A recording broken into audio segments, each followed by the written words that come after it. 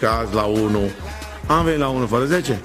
Asta înseamnă demnitate de om, de șmecher, de mafiot, de ce... Ăsta e mafiotul de azi. Și se comportă ca un domn. El se spune mafiotul, nașul. Asta înseamnă să fii mafiot. Să nu știe lumea cu ce te ocupi, să fii băiat cu minte pe unde te duci, să oferi respectul tău la fiecare. Nu contează cât este de mic sau mare. Un șmecher adevărat gândește așa, să-și ajute mereu, mereu familia. Și Dumnezeu nu te mai lasă să cazi. Ăsta-i mafiotul din ziua de azi. Mafiot cu suflet mare m-a făcut mama, și de-aia mă ajută Dumnezeu toată viața. M-a ajutat Dumnezeu să fac milioane și la sute de persoane să dau de mâncare. Mafiot cu suflet mare m-a făcut mama, și de-aia mă ajută Dumnezeu toată viața. M-a ajutat Dumnezeu să fac milioane și la sute de persoane să dau de mâncare.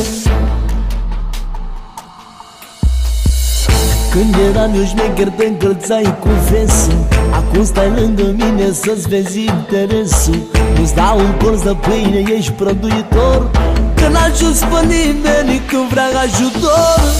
Dacă vrei să ajungi la valoarea mea, lasă arfele și mergi pe treaba ta.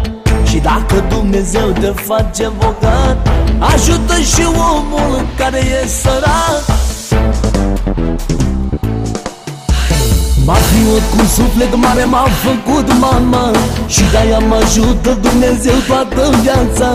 M-a ajutat Dumnezeu să fac milioane și la sute de persoane să dau de mâncare. Mafiot cu suflet mare m-a făcut mama, și de-aia mă ajută Dumnezeu toată viața. M-a ajutat Dumnezeu să fac milioane și la sute de persoane să dau de mâncare.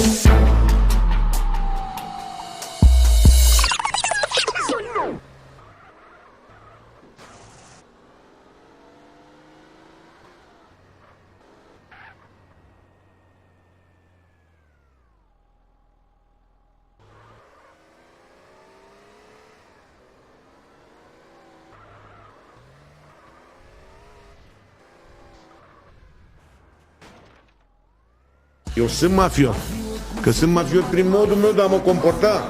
Nu vorbesc cu oricine, nu bag în seamă pe oricine. Am spus că nu pot ieri și că azi la 1 am venit la 1 fără 10. Asta înseamnă demnitate de om, de șmecher, de